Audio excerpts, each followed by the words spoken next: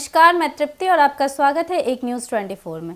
Tejashwi Yadav RJD के नेता अपनी पार्टी की दिशा को नए रूप में प्रस्तुत करने की कोशिश कर रहे हैं। उनका उद्देश्य अब लालू राबड़ी राज के पुराने चेहरे को बदलना और एक नए बिहार का निर्माण करना है, जहां आर्थिक न्याय दिया जाएगा, जैसे लालू प्रसाद ने सामाजिक न्याय दिया था। तेजस्वी यादव अपने चुनावी भाषणों में इस बात का लगातार प्रचार करते रहे हैं और साथ ही बिहार के विभिन्न मुद्दों पर भी गहरे ध्यान दे रहे हैं। 15 फरवरी को दिल्ली के कॉन्स्टिट्यूशनल क्लब में बिहार पॉलिसी डायलॉग का आयोजन सोन वैली डेवलपमेंट फाउंडेशन ने किया। हालांकि इसमें आरजेडी नेताओं की सक्रियता रही। यह आयोजन पार्टी की इमेज बिल्डिंग से जुड़ा हुआ माना जा रहा है, जिसमें बिहार के विभिन्न सामाजिक और आर्थिक मुद्दों पर चर्चा हो रही है। आपको बता दें कि इस कार्यक्रम में कृषि, स्वास्थ्य, शिक्षा और सार्वजनिक वित्त पर देश विदेश के विशेषज्ञों और कार्यकर्ताओं की राय ली जाएगी। इन विषयों पर दी गई सलाह को आरजेडी अपने आगामी चुनाव घोषणा पत्र में शामिल करेगी। यह पॉलिसी डायलॉग शिक्षा, स्वास्थ्य, कृषि और सार्वजनिक वित्त जैसे महत्वपूर्ण मुद्दों पर व्यापक विमर्श का अवसर प्रदान करेगा। साथ ही इसके बाद कार्यक्रम का अगला चरण पटना में आयोजित किया जाएगा।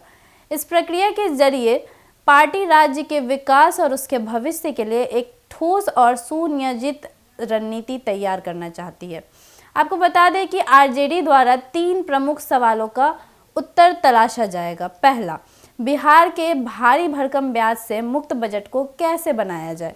दूसरा, किस प्रकार की रणनीति बनाई जाए जिससे लोगों को तुरंत राहत मिल सके और उनकी खर्च करने की क्षमता बढ़े। तीसरा, स्वास्थ्य और शिक्षा के क्षेत्र में प्राइवेट संस्थानों की बढ़ती संख्या को लेकर आरजेडी क्या कदम उठाएगी। आपको बता दें कि आंतरिक चर्चा के दौरान यह भी कहा जा रहा है कि आरजेडी अपने ओबीसी यानी कि अदर बैकवर्ड क्लासेस इंटेलेक्चुअल्स को एक मंच पर लाने का प्रयास कर रही है। विधानसभा चुनाव में अब केवल 8 महीने का समय बचा है और 3 मार्च को बिहार का बजट पेश होगा, जिससे आरजेडी को राजनीतिक लाभ हो सकता है। चुनाव से पहले आरजेडी ने अपने राजनीतिक दृष्टिकोण में 2 बड़े बदलाव किए हैं।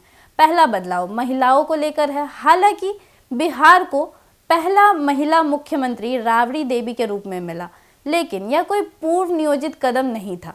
यह लालू प्रसाद यादव की जेल जाने और सत्ता की कमान राबड़ी देवी को सौंपने के परिणाम स्वरूप हुआ था। इसके बावजूद तेजस्वी यादव ने महिला वोटर्स को ध्यान में रखते हुए पार्टी की योजनाओं को आगे बढ़ाने की कोशिश की है।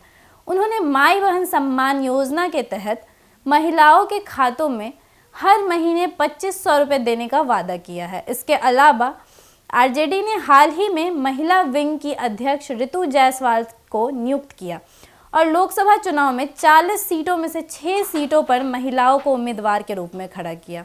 आपको बता दें कि दूसरा बड़ा बदलाव तेजस्वी यादव ने युवा वोटर्स को साधने के लिए किया है।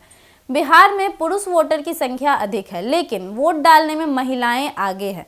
2024 लोकसभा चुनाव में 59.45% महिलाओं ने वोट डाले, जबकि पुरुषों का मतदान प्रतिशत 53% था। इस M मतलब महिला और Y मतलब युवा। यह संकेत है कि पार्टी अब महिलाओं और युवाओं को अपने पक्ष में लाने के लिए सक्रिय कदम उठा रही है। इस प्रकार तेजस्वी यादव के नेतृत्व में आरजेडी ने केवल पुराने सामाजिक न्याय के आधार पर बल्कि आर्थिक न्याय और महिला युवा सशक्तिकरण के नए पहलुओं को भी चुनावी रणनीति का हिस्सा बना रही है।